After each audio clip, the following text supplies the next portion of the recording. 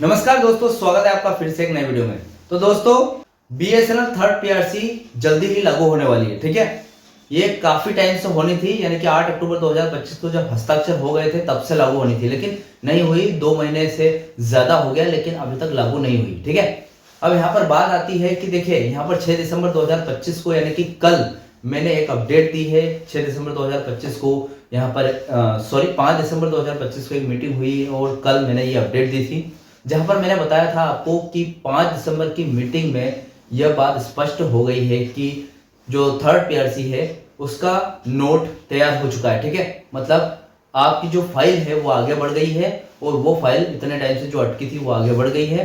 अब सिर्फ इंतजार है कि मैनेजमेंट तक वो पहुंचे, यानी कि मैनेजमेंट कमेटी के पास सामने पेश होगी और उसके बाद यहाँ पर थर्ड पीआरसी फाइनल हो जाएगी। अब ये होगा कब? ये होगा नेक्स्ट वीक या फिर 1-2 वीक में हो जाएगा। ठीक है, मतलब 1-2 सप्ताह में आपकी थर्ड पीआरसी फाइनल हो जाएगी। लेकिन यहाँ पर एक सवाल आता है कि भैया, जो थर्ड पीआरसी 2017 से पेंडिंग है, ठीक है, तो 2017 से लागू होनी थी, यानी कि प्रभावी होनी थी 10 साल में हर पीआरसी, यानी कि सेकंड पीआरसी 2007 में आई थी, तो 2017 में 100% लागू होने की थी 10 साल। अब भैया यहाँ तो 9 साल एक्स्ट्रा हो गए, तो ये जो 9 साल की गैप गई है, इनका बकाया मिलेगा या नहीं, या फिर इसका एरियर मिलेगा या नहीं, इस बात को जानने के लिए थोड़ा सा गहराई में जाना पड़ेगा। हमें 2017 के टाइम पे जाना पड़ेगा कि उस टाइम पे थर्ड पीआरसी लागू क्यों नहीं हुई, उस टाइम पे क्या क्या स्थिति चल रही थी, क्यों नहीं हुई, क्या कारण आ गए थे, या फिर इसका बकाया आपको मिलेगा या नहीं। पूरी बात जानकारी के साथ,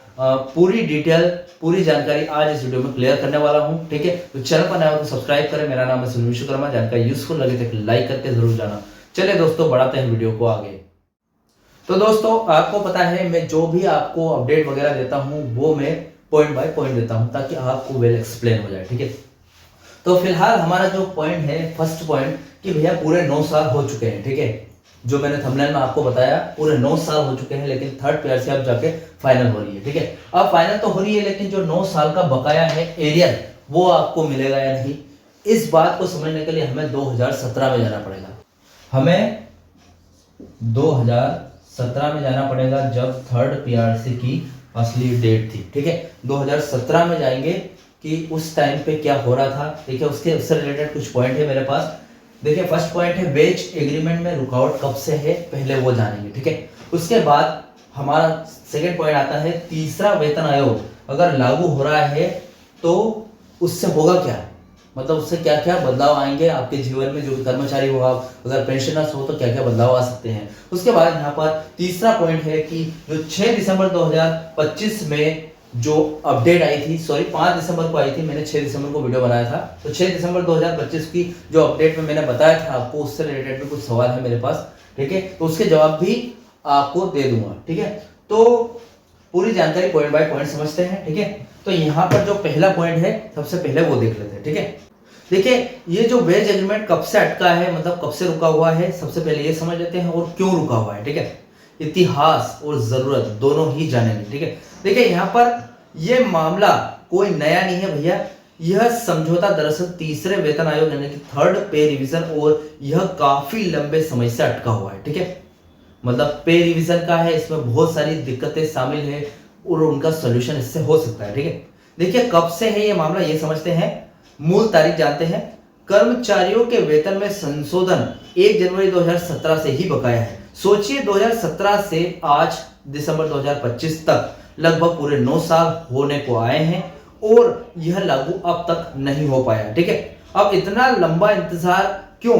अब वो इसलिए क्योंकि बीएसएनएल एक सरकारी कंपनी है और इसमें वेतन संशोधन को लागू करने के लिए सरकार की हरी झंडी और कुछ विशेष शर्तें, यानी कि कुछ नियम का पालन करना पड़ता है, मतलब पूरा करना होता है कुछ नियम। ठीक है, अब मुनाफे की शर्त है सबसे पहले तो। पिछली बार जो नियम बनाए गए थे उनके अनुसार वेतन संशोधन तभी हो सकता है जब कंपनी लगातार मुनाफे में हो या फिर वित्तीय हालत, यानी कि जो उनकी कंपनी की फाइनेंशियल हेल्थ है वो बहुत ही अच्छी हो। ठीक है, मैंने अफोर्डेबिलिटी क्लॉज का काफी वीडियोस में जिक्र किया है, उसके डिटेल वीडियोस भी बनाए हैं, जहां पर मैंने बताया है कि अफोर्डेबिलिटी क्लॉज के अनुसार अगर कोई कंपनी है, ठीक है, कोई भी कंपनी, उसके नियम के अनुसार कोई भी पीएसयूएस कंपनी है, वो कंपनी अगर 3 साल से, पिछले 3 साल से लगातार प्रॉफिट कर रही है, तो आप थर्ड पीआरसी क्या कितने भी करोड़ का यहाँ पर इजाफा कर सकते हो, कितने भी करोड़ यूज कर सकते हो, ठीक है। लेकिन कोई कंपनी अगर पिछले 3 साल से लगातार लॉस में जा रही है, तो आप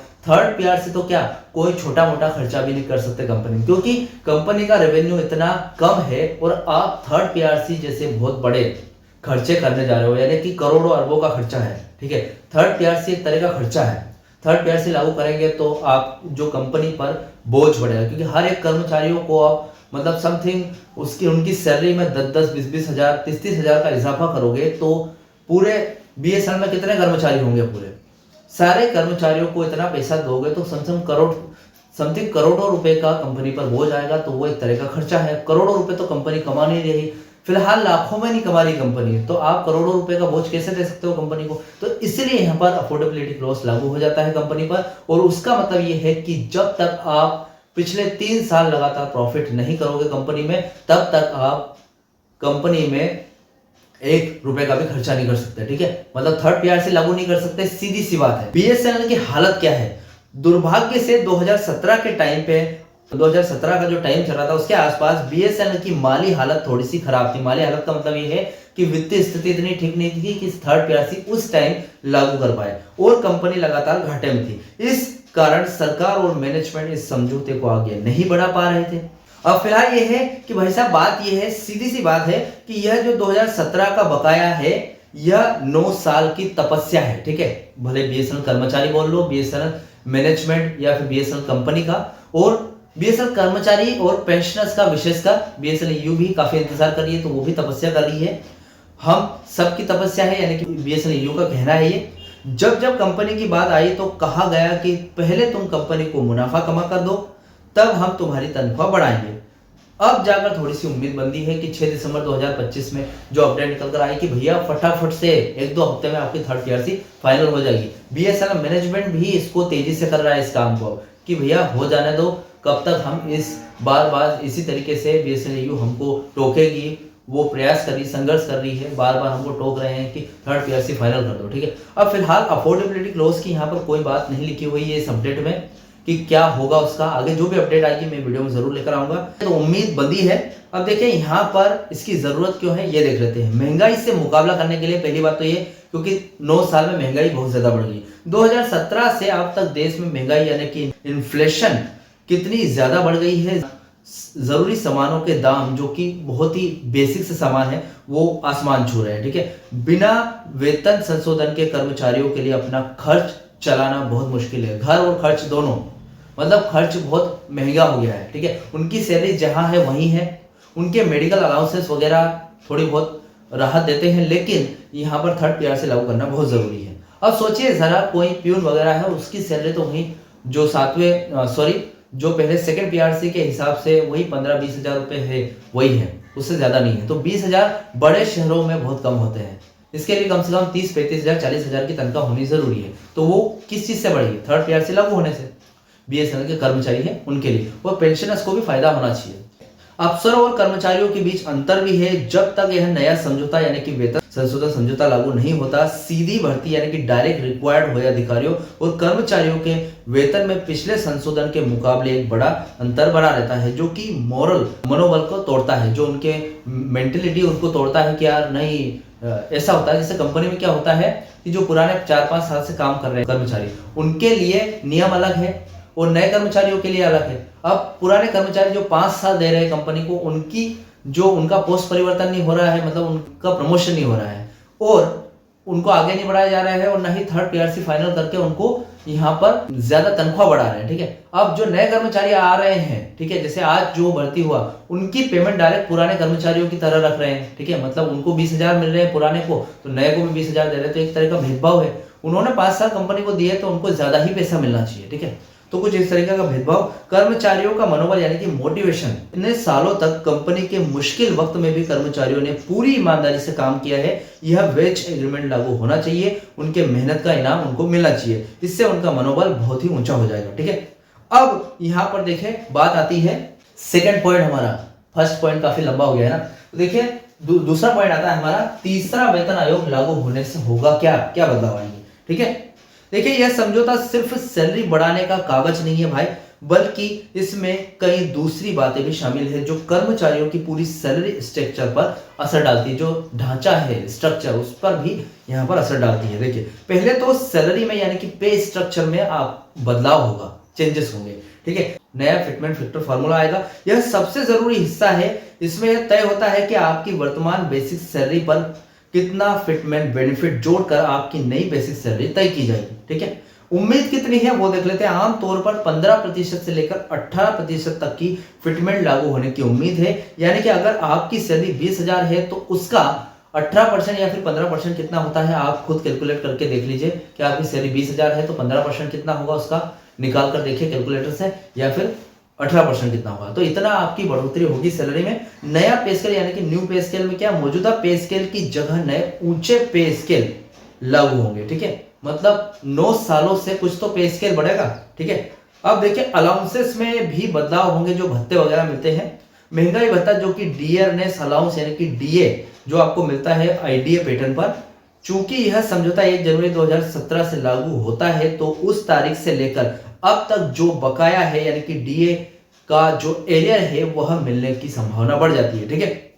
मतलब 2017 में थर्ड पीआरसी फाइनल होने की थी, वहीं से प्रभावित थी, उसी टाइम पे मिलने की थी। इसलिए यहाँ पर बात ये आती है कि 2025 के बीच का जो बकाया है वो मिलने की पूरी संभावना है। आपको हाउस रेंट अलाउंस जो कि एचआरए मिलता है आपको, जो कि मकान का जो किराया वगैरह आप देते हैं उसके लिए भी एक भत्ता मिलता है।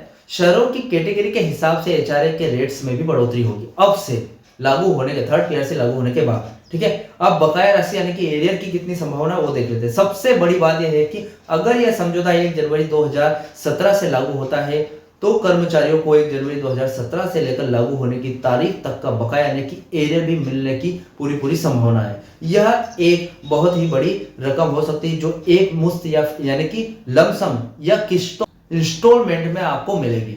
देखिए अगर कंपनी की हालत ठीक है, वो अफोर्डेबिलिटी क्लोज का मसला थोड़ा अलग है, अगर उसको हटा दिया जाए तो आपको किस्तों में मिल सकती है, भले वो एक साथ लमसम पेमेंट नहीं करे आपको, क्योंकि किसी का जो 9 साल का बकाया रकम वो 10 लाख 20 लाख भी हो सकता है, ठीक है। तो इससे बहुत राहत मिलेगी कर्मचारियों को।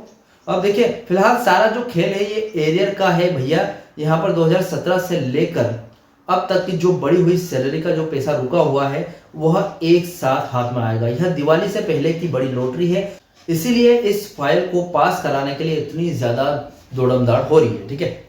अब लास्ट में देख लेते हैं कि 6 दिसंबर 2025 के अपडेट में क्या बताया था मैंने, वो एक बार से फिर से रिवाइज कर देता हूं।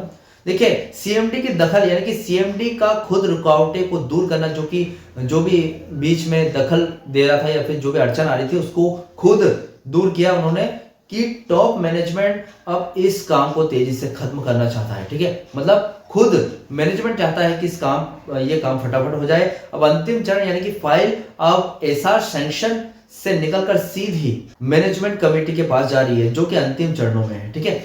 मतलब देखा जाए तो एक बार जो फाइल है वेज एग्रीमेंट की फाइल है वो लास्ट में खाली मैनेजमेंट देख ले, मैनेजमेंट कमेटी के सामने पेश हो जाए, ताकि ये डिसीजन हो सके कि थर्ड पीआरसी फाइनल होगी या फिर नहीं, ठीक है।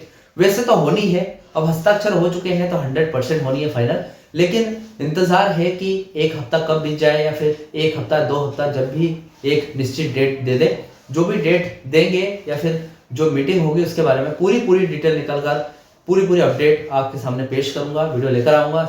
और इसके बीच में जो भी डिसीजन होंगे वो मैं जरूर आपको अपडेट के माध्यम से, वीडियो के माध्यम से देता रहूंगा, ठीक है। तो फिलहाल इस अपडेट से रिलेटेड, जानकारी से रिलेटेड कोई भी डाउट क्वेश्चन वगैरह आपके हो तो मुझे कमेंट बॉक्स में कमेंट कर सकते हैं। वीडियो अच्छा लगा तो वीडियो को लाइक कमेंट से जरूर करें। मिलते हैं दोस्तों नेक्स्ट वीडियो में। सी यू सून।